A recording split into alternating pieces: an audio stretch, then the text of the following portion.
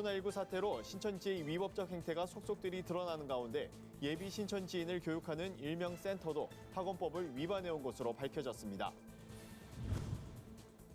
최근 코로나 사태 주범으로 궁지에 몰린 이단 신천지가 이만희 교주의 지령을 담은 특별 편지 등을 통해 교도 이탈을 막는 데 안간힘을 쓰는 것으로 드러났습니다. 마스크 품귀 현상이 지속되는 가운데 시민들이 나서서 마스크 양보 캠페인에 동참하고 있습니다. 안녕하십니까. 구티비 뉴스입니다. 신천지가 예비 신천지인을 교육하는 일명 센터가 불법으로 운영된 것으로 드러났습니다. 센터는 복음방과 함께 위장포교의 근거지로 신천지 교세 확장의 핵심이기도 한데요. 위법성에 대해 철저한 조사와 처벌이 필요하다는 목소리가 커지고 있습니다. 최로희 기자의 보도입니다. 신천지가 지난달 28일 질병관리본부에 제출했던 부동산 수는 1,903개. 이 중 상당수는 신천지의 위장포교 근거지인 복음방과 센터입니다. 그런데 신천지 입교 전 교육을 담당하는 센터는 대부분 학원법을 위반해온 것으로 드러났습니다. 학원법에서 규정하는 학원은 10명 이상의 학습자에게 30일 이상 학습 장소로 제공하는 시설을 의미합니다. 또한 등록된 학원은 학원임을 표시하고 주소와 교습 과정 등 정보를 공개해야 합니다. 하지만 신천지 센터는 학원으로 등록하지 않고 정체를 숨긴 채 불법 교육을 해왔습니다. 소위 말하는 센터라고 얘기하죠. 거기는 수십 명이 모여서 적어도 6에서 7개월 과정으로 공부를 하고 있으니 여기는 학원이다라고 우리가 얘기를 하는 거예요. 근데 왜 이거를 자꾸 문제 제기하냐 하면 신천지 센터라는 곳은 거기가 신천지라는 사실을 모르고 사람들이 온다라는 거죠. 왜? 신천지라는 간판도 없고 때로는 위장 간판을 만들어 놓으니까. 신천지 위장시설입니다. 외부에는 간판이 없고 입구에도 신천지임을 알 수 있는 표시는 전혀 없습니다. 이와 관련해 신천지 피해자들은 신천지 센터의 위법성을 몇 차례 고발했지만 검찰은 센터를 신천지 내부교육기관으로 판단해 모두 불기소 처분했습니다. 내부교육기관은 학원법 적용 대상이 아니기 때문입니다. 하지만 신천지 측은 이달 초 기자회견에서 이에 정면 배치되는 발언을 했습니다. 질병관리본부에서 처음에 요청한 거는 우리 신천지 성도에 대한 명단을 요청했습니다. 아시겠지만 교육생들은 우리 신천지 신도가 아닙니다. 교육생이 신천지 신도가 아니라면 센터 역시 신천지 내부 교육기관이라고 할 수 없습니다. 신천지 스스로 센터가 학원법에 저촉된다는 것을 인정한 셈입니다. 이단 전문가들은 센터가 신천지 입교의 관문이기 때문에 이를 막는다면 신천지 포교 전략에 큰 타격을 줄 수 있다고 말합니다. 모든 신천지 입교자들이 지금 다 센터를 통하고 있단 말이죠. 그 뿔을 잘라버리면 더 이상의 신천지로 들어갈 수 있는 루트가 사라집니다. 그럼 신천지의 포섭 전략에 매우 큰 타격이 있거든요. 그걸 진작에 했다면 이 정도까지 신천지 교세가 커지진 않았겠죠. 코로나19 사태로 감춰져 있던 신천지의 위법적 행태가 속속들이 드러나고 있습니다. 신천지의 위장 포교로 인한 피해가 더 확산되지 않도록 철저한 조사와 처벌이 필요해 보입니다. 구티비 뉴스 최로입니다. 이단 신천지의 최대 행사인 창립기념일이 올해는 코로나 사태로 조용히 지나갔습니다. 하지만 대규모 행사 대신 신천지 자체 통신망을 이용해 여전히 교도들을 통제하는 동시에 내부 결속을 다지고 있는 것으로 드러났는데요. 윤인경 기자가 취재했습니다. 신천지의 최대 축제인 3월 14일 창립기념일 전날 이만희 교주의 특별 편지가 교도들에게 전달됐습니다. 이 교주는 우리는 순교자들이 겪는 고통을 겪고 있고 큰 환난의 때지만 입맞은 성도들은 이기리라 믿는다며 배도자가 되지 말고 이기는 자가 되자고 독려했습니다. 창립일을 앞두고 교도들에게 신천지를 탈퇴하지 말라며 이만희 교주가 직접 내부 단속에 나선 겁니다. 신천지 안에서 배도자라는 단어를 누구한테 보통 썼었나요? 신천지에서 나간 사람들이요. 신천지 탈퇴자들? 신천지 다니는 사람이면 다 알 거예요. 배도자가 어떤 의미인지 신천지에서. 이만희 교주가 교도들에게 보내는 특별 편지는 최근 들어 부쩍 잦아진 모양새입니다. 지난 8일을 시작으로 9일, 10일, 3일 연속 보낸 데 이어 11일에는 하루 동안 2차례나 특별 편지란 이름으로 내부를 단속했습니다. 비슷한 내용의 글을 5일 동안 6차례나 보낸 겁니다. 코로나 사태 이전에는 한 주에 많아야 한두 차례였던 편지가 3배 이상 늘어난 셈입니다. 코로나 사태로 자칫 흔들릴 수 있는 교도들을 다잡기 위한 조치란 분석이 나옵니다. 특별 편지 외에도 전체 공지와 필독 공지에도 매일 새로운 글이 올라오고 있습니다. 신천지 교리대로 해석한 요한계시록 강의를 듣고 교리의 핵심인 실상을 묻는 퀴즈도 풀도록 합니다. 일부 지파에선 요한계시록 본문을 적어 제출하라는 지시도 내려졌습니다.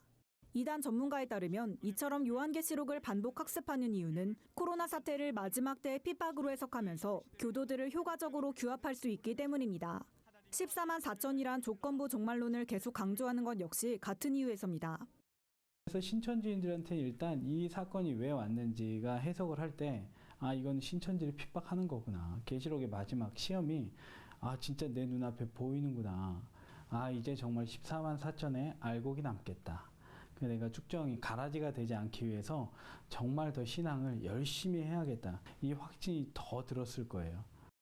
이단 전문가들은 이번 코로나 사태를 통해 오히려 신천지에 대한 믿음이 더욱 확고해지는 부동층이 생겨날 수 있다며 한국교회가 경계심을 늦춰서는 안 된다고 조언했습니다. 구TV 뉴스 윤인경입니다. 코로나19 사태가 장기화하면서 마스크 구하기도 쉽지 않습니다. 공적 마스크 공급에도 전국적인 품귀 현상은 여전한데요. 이런 가운데 시민들을 중심으로 마스크 양보 운동이 퍼지고 있어 눈길을 끕니다. YWCA는 마스크가 필요한 사회적 약자와 의료진을 위해 애프터유 캠페인을 시작했습니다. SNS상에 당신을 먼저 생각합니다, 나부터 나누겠습니다 등의 문구를 입력하고 마스크 양보에 동참하는 겁니다. 누리꾼들은 인스타그램이나 페이스북 등의 캠페인 이미지와 함께 외출 시 다회용 면 마스크를 착용하겠다, 꼭 필요한 분들을 위해 공적 마스크 구매를 양보하겠습니다 등의 다짐글을 올려 호응하고 있습니다. 지자체도 나서서 마스크 양보 캠페인에 합류하고 있습니다. 부산시, 순천시 등의 지역도 SNS 계정을 통해 마스크 양보를 독려했습니다. 서울시도 97억 원을 들여 면 마스크와 휴대용 손소독제가 들어간 착한 마스크 세트를 지원하고 시민들의 보건용 마스크와 바꿀 수 있도록 돕는다고 밝혔습니다. 세상 속 크리스천들의 다양한 이야기를 만나보는 시간입니다. 오늘은 어떤 소식들이 있는지 김민주 기자가 알려드립니다. 세상 속 크리스천들의 이야기를 만나보는 네포난의 교회입니다. 첫 번째 소식입니다. 신종 코로나 바이러스 감염증이 걷잡을 수 없이 확산하는 가운데 한국위기관리재단이 해외 선교사들의 안전을 위해 비상계획을 수립해야 한다고 권고했습니다. 이를 위해 재단은 선교사들이 사역 현장에서 활용할 수 있도록 코로나19에 대해 정리한 질의응답과 비상계획 자료를 배포했습니다. 질의응답 자료엔 코로나19 증상과 검사 안내, 자가격리 등 조치 방법과 기본적인 정보, 자주 묻는 질문 38가지가 담겨 있습니다. 비상계획 양식에선 위기관리위원회를 구성할 수 있는 가이드라인과 코로나 예방 확산을 위한 대처 방안, 긴급대피 준비와 철수 실행 내용을 살펴볼 수 있습니다. 한국위기관리재단 김진대 사무총장은 중동 지역에서 환자가 급증하고 있어 선교사들의 안전이 특히 취약하다며 출입국 중지나 소요 사태 발생을 대비해 달러 사용이나 비자 발급 여부도 확인해야 한다고 조언했습니다. 다음 소식입니다. 네팔 시라하에 있는 RTN 초등학교가 국제구호개발 NGO 구피플의 도움으로 활기를 되찾았습니다. 구피플이 진행한 네팔 시라하 초등학교 재건 사업이 지난 1월 마무리됐기 때문입니다. 구피플은 낮은 교육 수준과 신분제도 카스트의 영향으로 제대로 된 교육을 받지 못하고 있는 시라하 지역 어린이들을 위해 지난 2010년 RTN 초등학교를 설립했는데요. 이후 네팔 대지진과 폭우 때문에 학교가 붕괴 위기에 처하자 2018년 9월 재건 공사를 시작했습니다. 무너져가던 학교는 15개 교실과 컴퓨터실, 도서관과 다목적실을 갖춘 지상 3층 건물로 재탄생해 배움터 역할을 톡톡히 하고 있습니다. 아이들은 교실에서 즐겁게 공부하면서 소프트웨어와 인터넷 교육을 받는가 하면 마음껏 책도 읽습니다. 구피플 김천수 회장은 비와 지진으로 무너져가는 학교를 볼 때마다 항상 안타까웠다며 아이들의 안전과 미래를 책임질 든든한 학교로 다시 세워진 만큼 학생들이 꿈과 미래를 그려나갔으면 좋겠다고 말했습니다. 마지막 소식입니다. 크리스천 스포츠 스타들이 코로나19 확산을 방지하고 소외된 이웃을 돕기 위해 기부로 사랑을 전했습니다. 오른팔 골절 부상으로 국내 수술 후 영국에서 자가격리 중이던 손흥민 선수는 코로나19 예방과 취약계층 아동을 지원하는 데 써달라며 국제구호개발 NGO 굿네이버스에 1억 원을 기부했습니다. 손 선수는 하루가 다르게 늘어나는 코로나19 피해 소식을 접하면서 직간접적으로 피해를 입은 분들에게 힘을 보태고 싶었다며 기부의 뜻을 전한 것으로 알려졌습니다. 기성용 선수와 아내인 배우 한혜진 씨는 코로나19 긴급 지원을 위해 월드비전에 1억 원을 전달했습니다. 스페인에 거주 중인 이들 부부는 코로나19가 확산되면서 한국 소식에 눈을 뗄 수 없었다며 고통받고 있는 분들에게 작은 도움이 되고자 기부했다고 하는데요. 성금은 의료진 방호복 3,500벌 구입, 취약계층 아동을 위한 호흡기 질환 예방 키트와 식료품 지원에 사용될 예정이라고 월드비전은 밝혔습니다. 내폰안의 교회는 시청자 여러분의 참여를 기다립니다. 소소한 소식도 좋습니다. 내폰으로 찍은 우리 교회 소식을 전화나 이메일로 제보해 주시기 바랍니다. 구티비 뉴스 김민주입니다. 오늘의 사회 이슈를 진은희 기자가 종합해 보도합니다. 오늘의 이슈 포커스입니다. 코로나19 여파로 전국 유치원과 초중고등학교 개학이 2주일 더 연기됐습니다. 유은혜 부총리 겸 교육부 장관은 17일 정부서울청사에서 브리핑을 열고 전국 학교 개학을 4월 6일로 연기한다고 발표했습니다. 전국 학교 개학일은 원래 3월 2일이지만 코로나19 지역 감염 우려가 계속되면서 5주나 미뤄지게 됐습니다. 개학이 연기되는 동안 유치원과 초등학교 긴급 돌봄은 계속 제공됩니다. 정부가 19일 0시부터 모든 입국자에 대해 특별 입국 절차를 적용하기로 했습니다. 김강립 중앙재난안전대책본부 1총괄 조정관은 최근 입국자 검역 과정에서 다수의 확진 사례가 발생했다며 해외에서 추가적인 유입을 막기 위해 이같이 조치한다고 밝혔습니다. 이에 따라 19일 0시부터는 모든 입국자가 건강상태 질문서와 특별 검역 신고서를 제출해야 하며 1:1 발열 체크와 함께 유증상자인 경우 검역 조사도 받게 됩니다. 또 국내 체류 주소와 연락처를 확인받고 자가진단 앱도 설치해야 합니다. 이와 함께 모든 입국자 명단은 각 지자체에 전달되고 입국 후 14일 동안 지자체가 관찰하게 됩니다. 이르면 9월부터 공공지원 민간임대주택 입주자가 소득자산 기준을 충족했는지 확인하는 검증 절차가 강화됩니다. 근로소득은 적지만 다른 수입이 많은 소위 알부자의 입주가 어려워지는 겁니다. 국토교통부는 공공지원 민간임대 입주자의 소득 확인 절차를 이르면 9월부터 공공임대 수준으로 강화할 방침이라고 밝혔습니다. 한편 공공지원 민간임대의 입주 자격 소득 수준은 전년도 도시근로자 가구당 월평균 소득의 120% 이하입니다. 중앙선거관리위원회는 이번 4.15 총선에서 전국 58곳의 기초단체장과 광역기초의원 재보궐선거를 동시에 실시한다고 밝혔습니다. 선거별로는 기초단체장 8곳, 광역의원 17곳, 기초의원 33곳 등 모두 58곳입니다. 이번에 재보궐선거가 치러지는 지역은 지난해 3월 5일부터 전날까지 당선 무효나 사직 등으로 선거 실시 사유가 확정된 곳입니다. 선거 일정은 총선과 동일합니다. 후보자 등록은 오는 26일에서 27일이며 공식 선거운동은 내달 2일 시작됩니다. 영화진흥위원회 영화관 입장권 통합 전산망에 따르면 16일 기준 전체 관객은 3만 6천여 명으로 집계됐습니다. 2004년 3월 이후 최저치입니다. 지난 1일에서 16일 극장을 찾은 관객은 117만 명으로 작년 같은 기간 813만 명의 7분의 1에 불과한 수치입니다. 박스오피스 순위도 무의미해진 지 오래됐습니다. 극장 관계자는 개점 휴업 상태가 언제까지 갈지 모르겠다면서 흥행 폭발력이 있는 작품이 개봉해줘야 그나마 관객들이 올 것이라고 말했습니다. 특허청은 스마트폰으로 언제 어디서나 쉽고 빠르게 상표를 출원할 수 있는 모바일 서비스를 시행한다고 밝혔습니다. 전자출원 홈페이지 특허로 개편 작업이 마무리되면서 본격 서비스는 16일부터 시작됐습니다.